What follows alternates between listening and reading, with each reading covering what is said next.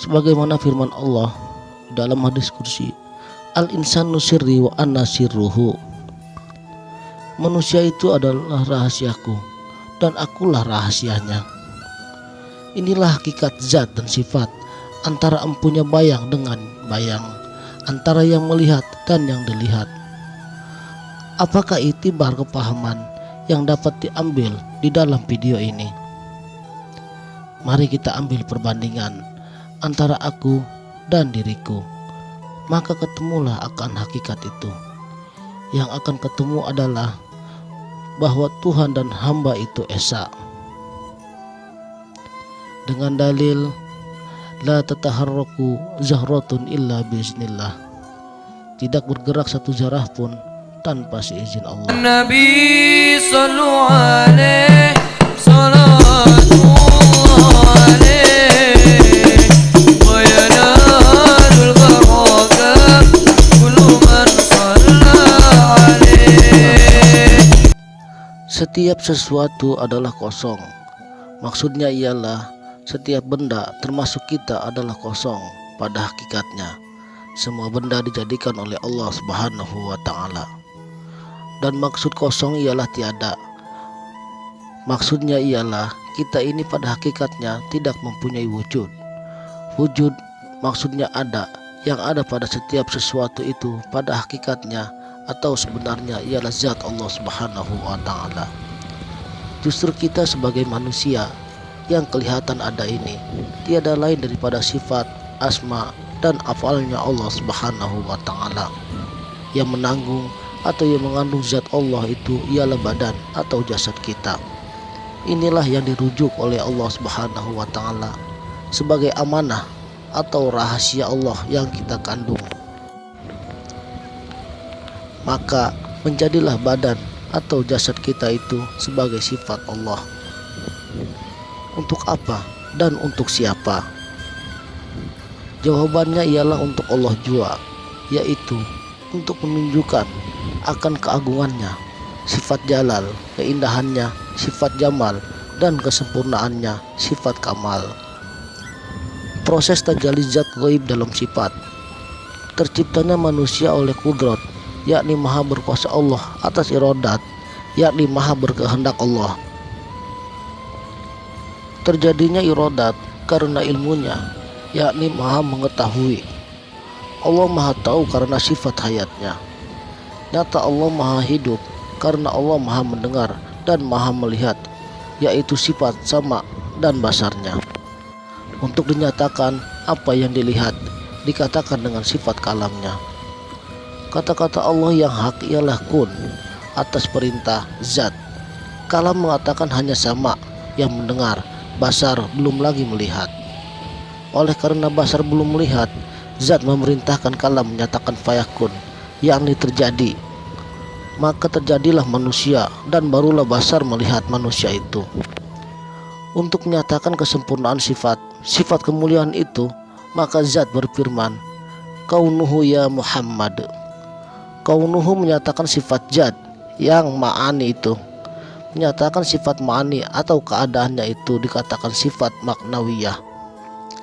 Atau dengan kata lain, perkataan sifat ma'ani dinyatakan atau diterangkan oleh sifat maknawiyah ini. Ini dikatakan sebagai sifat daripada zat. Kalau sifat dari zat, maka tidaklah boleh dipisahkan lagi. Itulah kebesarannya Allah Subhanahu wa ta'ala. Manusia itu tanda kebesaran, yaitu Allahu Akbar. Ternyata perkataan Allahu Akbar itu menunjukkan 7 sifat ma'ani yang agung yang digelar hakikat Muhammad sallallahu alaihi wasallam. Syekh Abdul Qadir Al-Jailani memanggilnya Ruh Al-Qudus atau Tiflul Ma'ani. Itulah nyawa kita yang dipanggil sir, yang bersifat Rabbaniyah atau ketuhanan. Sebab ia daripada Allah dan senantiasa berhubungan dengan Allah Subhanahu wa ta'ala. Syekh Abdul Qadir Al-Jailani pun mengatakan bahwa Ruh Al-Qudus itu bersifat jasad, tetapi ianya adalah nur atau cahaya yang tidak boleh kita lihat dengan mata kepala. Jika Ruh Al-Qudsi itu bersifat jasad, dan ianya dirujuk oleh Allah sebagai ruhku, maka pahamlah kita akan makna hadis yang mengatakan bahwa Allah menciptakan Adam mengikut rupanya, dan bahwa manusia itu adalah rahasia Allah dan Allah lah rahasianya. Nabi Shallallahu Alaihi Wasallam bersabda, "Araftu Rabbi bi Rabbi," hanya Allah lah yang mengenal Allah.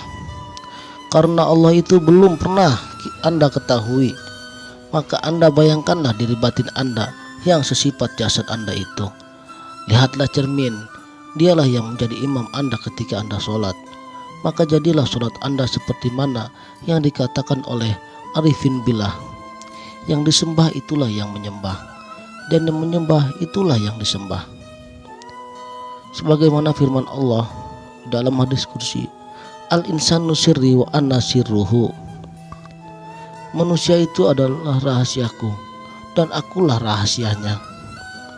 Inilah hakikat zat dan sifat antara empunya bayang dengan bayang, antara yang melihat dan yang dilihat. Apakah itibar kepahaman yang dapat diambil di dalam video ini? Mari kita ambil perbandingan antara aku dan diriku, maka ketemulah akan hakikat itu. Yang akan ketemu adalah bahwa Tuhan dan hamba itu esa. Dengan dalil la tataharraku zahratun illa biiznillah, tidak bergerak satu zarah pun tanpa seizin Allah. Dan lagi para arifin billah menegaskan, man arafa nafsahu faqad arafa rabbahu, faqad arafa rabbahu fasadal jasad. Barang siapa mengenal dirinya, niscaya dia akan mengenal Tuhannya, dan barang siapa yang mengenal Tuhannya, binasalah jasadnya. Hakikat kepada paham ini adalah diri dan roh itu adalah esa dengan yang maha esa. Zat tiada berpisah lagi, sifat tiada berpisah-pisah, asma pun tiada berbilang-bilang, af'al tiada dapat ditiru. Satu zat esa namanya, satu sifat ahdah namanya, satu asma wahdiyah namanya, satu af'al wahdaniyah namanya. Gerak yang terjadi itu adalah mufakat zat, sifat, asma dan af'al Allah Subhanahu wa ta'ala. Jadi yang bergerak itu adalah perbuatan zat pada wujudiyah. Bergerak atas sifat qadirun dan muridun, bergerak atas rahasia asma-asma yang ditanggung, bergerak atas hakikat. Allah adalah zat yang maha hidup, tempat bergantung, kekal memiliki perlindungan. Fahamilah betul-betul bahwa yang kita berani akui ialah bahwa diri hakiki itu ialah zat Allah, bukan manusia, bukan diri sendiri, bukan pula jasad, bukan nyawa, tetapi diri hakiki atau diri yang sebenar-benarnya diri. Jasad manusia itu sebenarnya mati. Jasad kelihatan hidup karena dihidupkan oleh sifat nyawa atau ruh. Yang dikatakan ruh itu susah untuk dipahami. Tak banyak orang yang paham dan susah untuk memahamkan orang, sebab pengetahuan kita berkaitannya amat sedikit. Sebab otak manusia tak dapat memahami apa yang dikatakan sebagai ruh. Perumpamaan Allah Subhanahu wa ta'ala untuk menjelaskan tentang ruh ialah surat An-Nur ayat 35. Mintalah pada Allah beri kepahaman, insya Allah akan memberi penjelasannya. Hayati juga firman-Nya yang bermaksud dialah Allah yang memasukkan siang kepada malam, memasukkan malam kepada siang, memasukkan yang mati kepada yang hidup, dan memasukkan yang hidup kepada yang mati. Allah memberi rezeki tanpa terhitung banyaknya kepada siapa yang dikehendakinya.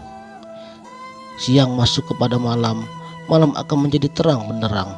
Malam masuk kepada siang, malam itu terus hapus menjadi siang. Yang menerangkan itu ialah nur atau cahaya. Sia itu berbentuk cahaya-cahaya. Yang mati masuk kepada yang hidup, yang mati itu terus hidup. Yang hidup masuk kepada yang mati, yang mati tadi terus hidup. Yang mati itu jasad, yang hidup itu nyawa atau ruh atau zat Allah Subhanahu wa taala. Rezeki yang tak terhitung, pikir sendirilah. Fahami juga maksud manusia dan insan yang dirujuk oleh Allah Subhanahu wa taala sebagai makhluk paling sempurna, bukannya manusia tetapi insan, yang dirujuk oleh Allah sebagai rahasianya, bukan manusia tetapi insan. Insan ialah zat Allah yang menghidupkan jasad manusia itu. Allah merujuknya sebagai ruhku. Ulama merujuknya sebagai Ruhul Kudus atau Tiflul Ma'ani. Sekianlah, semoga bermanfaat. Salam.